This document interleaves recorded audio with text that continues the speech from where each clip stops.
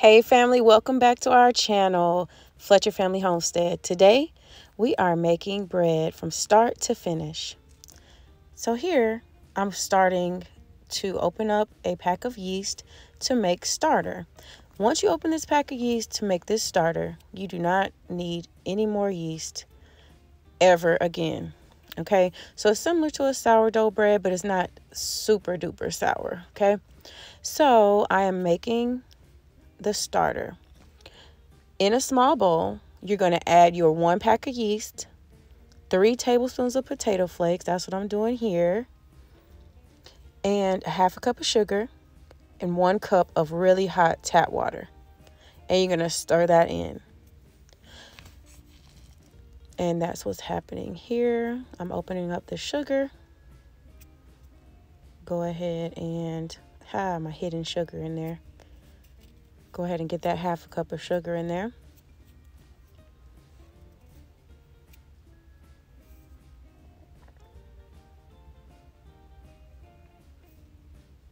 And that is 4 ounces.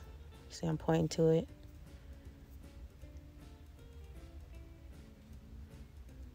And we're going to go ahead and put that back.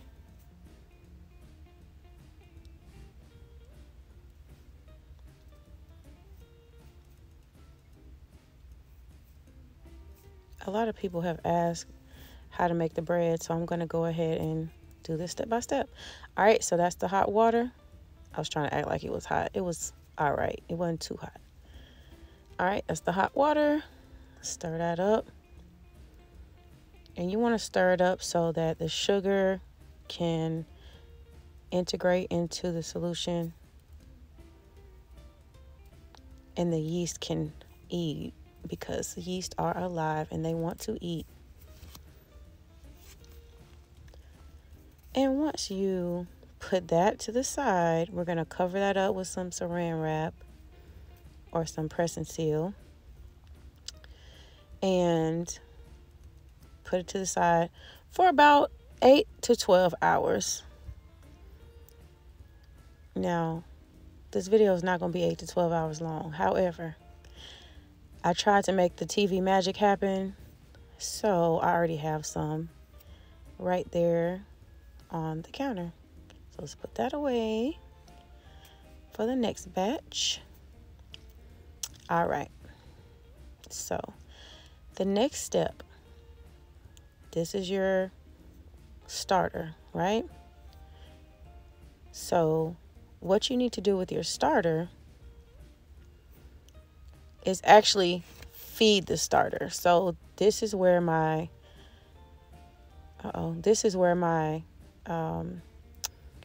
camera went out. I believe I was getting ready to do the next step. So I'm going to get a larger bowl, because in this step you do need a larger bowl because you're going to add 6 cups of flour. However, what should actually happen is step 1 again, right? So instead of using the yeast, I'm going to use that starter. So I would use the potato flakes, the sugar, and the water, and then put that yeast and put that yeast that we made and let sit for 12 hours. Put that into this big bowl. All right. So I believe this is me doing step 2. And I'll put all these directions in the description, step by step, so you can know what to do. And I'm trying to start a Make It Monday series on this channel. So for the next few weeks, on Mondays, I'll be posting me making something and giving the directions for those things. So this is the actual step 2. So you're going to add a tablespoon of salt, half a cup of sugar, half a cup of oil. That's what I'm doing right here. And then you're going to need 1.5 cups of hot tap water. Not boiling, but hot, very hot, because the yeast need a temperature of about 110 degrees to activate. And then you're going to put 1 cup of the starter. So the mixture that we made with the yeast at the beginning, that is actually called the starter. And once you start doing this frequently, you will have this sourdough starter forever. Initially, I mean, they say forever, quote unquote. But if you do not feed your yeast, it will die. So just like a person, if you don't feed it, or an animal or a plant, if it doesn't get the nutrition it needs, it won't survive. So you can keep the yeast in a jar in the refrigerator, but every 2 weeks or so, you probably need to try to make some bread so you can feed your yeast. And even if you don't make the bread, you need to feed the yeast, which will be step one with the potato flakes and the sugar and the water. All right, so here I'm adding in, looks like the water, and I'm scraping down the sugar that was in that bowl. All right, so now this is the second day because, yeah, I made the whole thing and then it messed up. So that's the starter again. And now I am actually doing the proper step one, pouring the starter in, adding my potato flakes, my sugar, and my hot water. And it doesn't matter the brand really, in my opinion, because I've made it with several different brands. My potato flakes was just the store brand potato flakes, and I just threw them in the bag, and I only use them for bread making. So I keep my tablespoon in that particular bag. All right, so I'm feeding the starter. And then, of course, the magic of TV, I'm going to have the starter in the jar. That's my hot water I'm going to put to the side for later. Stir it up. Now, this was crazy right here. I made the thing, right? Took it out of one jar, took it out of one container, working hard to scrape it all out, and then I'm about to put it back in the same bowl. So yeah, you don't have to do that. You can actually just feed it from the bowl if you want to. Yeah, that was nuts right there. So now I'm scraping, trying to get all the sugar out of there to make sure that the yeast gets a nice healthy dose of sugar.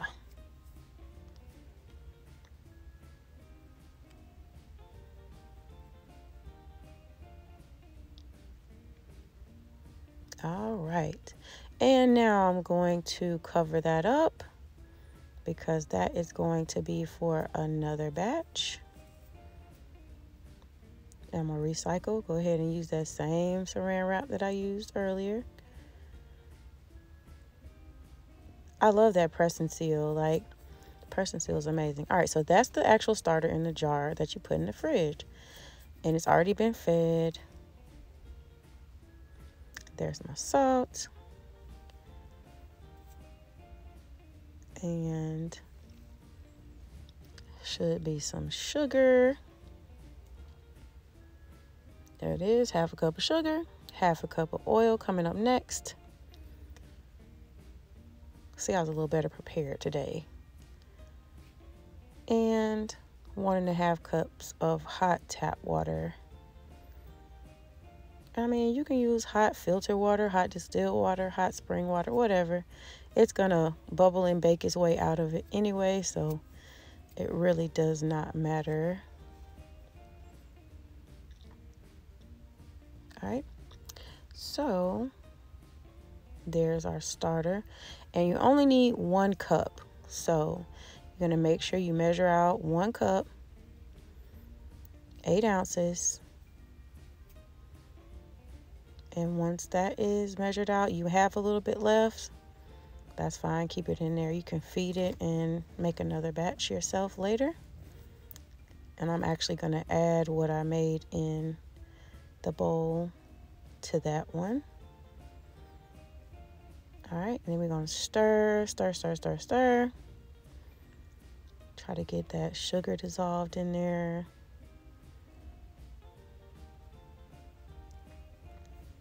So the yeast can say, ooh, it's time to multiply. All right, So now here I am with the flour. Finally, we got here. Thanks for watching, you guys, and putting up with me in this bread making. Okay, so you need 6 cups of bread flour.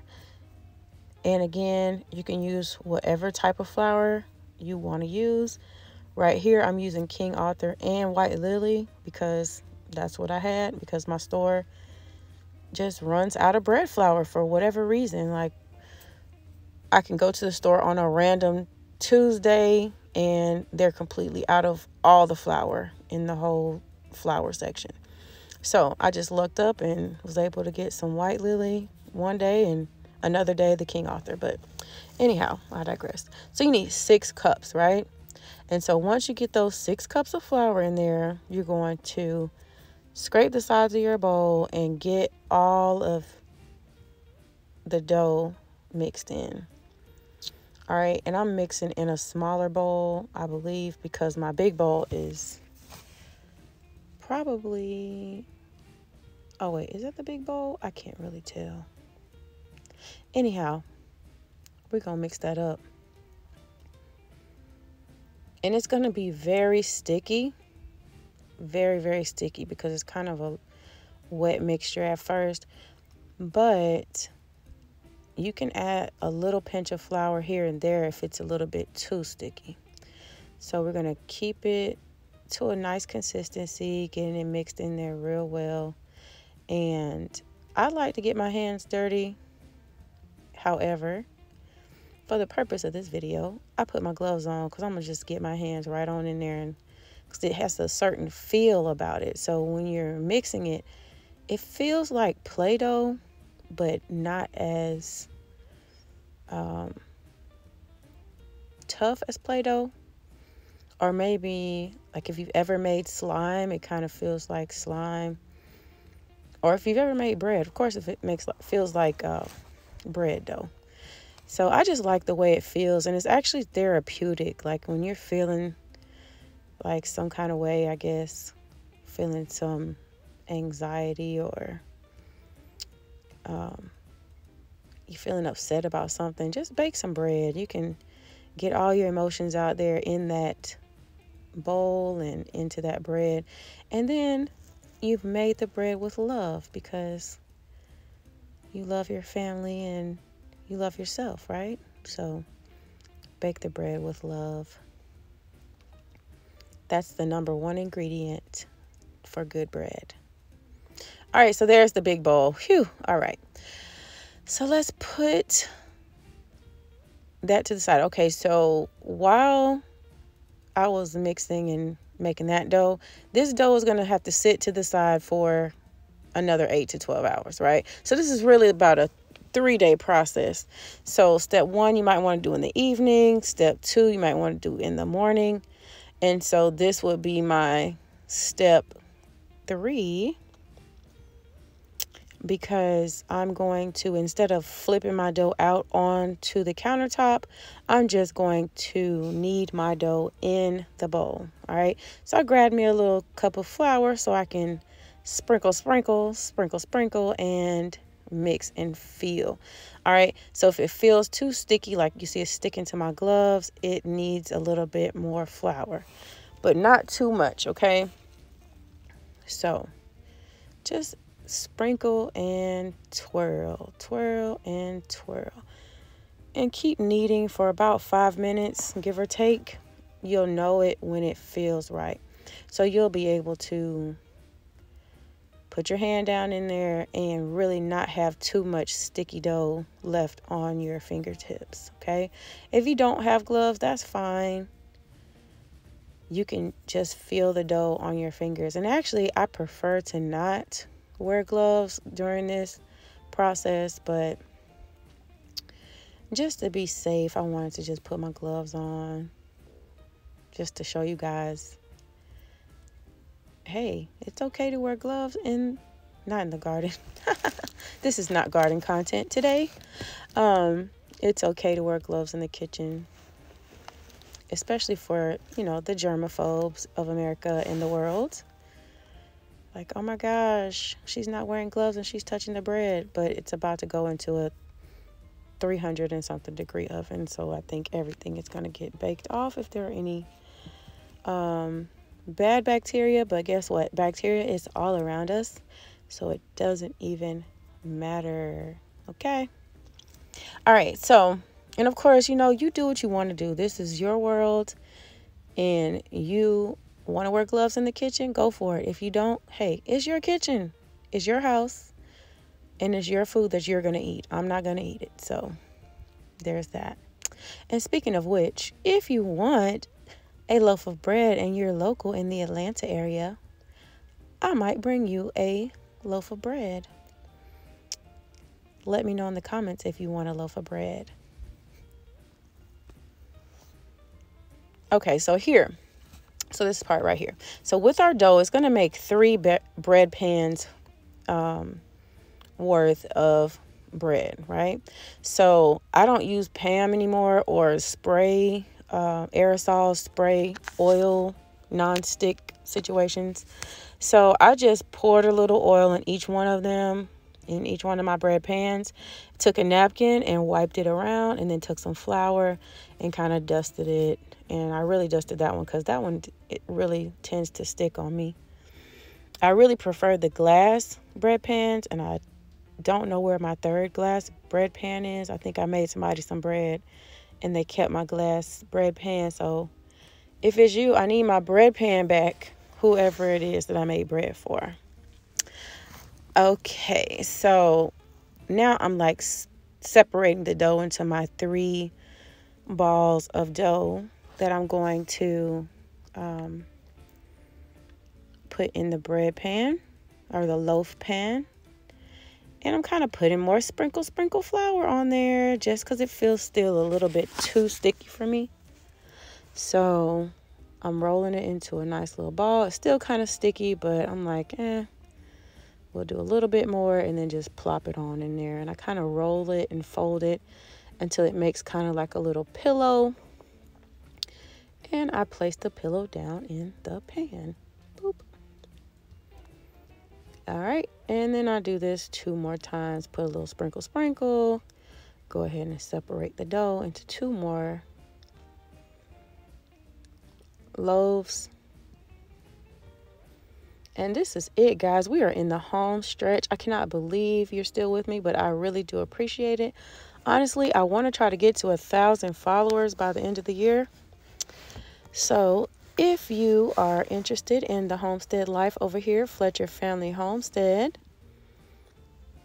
go ahead and give me a subscribe and give me a share. If you want to learn how to make bread or other various things, tune in every Monday or, whatever day you feel like it. But on Monday, for the next few weeks, I'm going to be doing a Make It Monday series, okay? Make It Monday. So let me know in the comments what you want me to make. I like making food, soap. I just started making deodorant, body butters. My mom hates to sing songy voice, so let me stop. Sorry, Mom. I know you're watching. Thank you. Love you, Mom. All right. Here, this is my last little loaf. And let's sprinkle these last little pieces of flour here. Stick that right on in there. I'll just go ahead and speed it up a little bit because this is getting a little monotonous. Boom, that's the last one. All right, and done. So let's see. Wrap that up with some saran wrap. And some people use a tea towel, but in the South, it is fruit fly season. So I have fresh fruit out, and it's always fruit flies or something going on, especially as soon as it starts getting warm. And if you have any tips and tricks for that, let me know in the comments, because I use the fruit fly traps. I've tried the apple cider vinegar in the water bottles, etc. And yeah, I don't know why I cut that too short. What is going on in my life? Anyway, I'll add an extra piece to it later. All right, we're going to cover all that up. Put this away. Thank you, assistant. Go ahead, take that to the sink. Thank you. Mommy loves you. All right. Almost to the end, guys. So yeah, this bread does take a few days to make. You could kind of fast track it. If it's really warm, the bread will rise. It will proof and rise pretty quick. It won't take necessarily 8 hours, but give yourself about 8 hours. A lot of times, if you don't want to put the plastic over the top, if you want to be more sustainable, you can use a tea towel, or sometimes I would just put the loaf pans in the oven without covering them. Just put them in the oven, and by the time I get home, they have risen and they are ready for me to bake. All right, and so here you see me putting some oil on top of the saran wrap. So when I take the saran wrap off the bread, it won't stick. Because I made the mistake of not oiling the saran wrap, and it kind of stuck, so my bread wasn't as pretty as it could have been. So yeah, let's see what's next. Hold on. Oh, there we go. So I took the saran wrap off of that one, and this is what the bread looks like after 8 hours. Okay, and you see it's kind of gliding right off there, and boop, see it kind of stuck a little bit. And I think I'm gonna leave that one on to bake at a later time. But that is what the bread looks like after it has risen 8 hours later, and that is what it looks like when it comes out of the oven. I really wish you could taste it. It is so delicious, and the house smells amazing. So you can keep it in the fridge if you want to and save it for another day. But here is a close-up.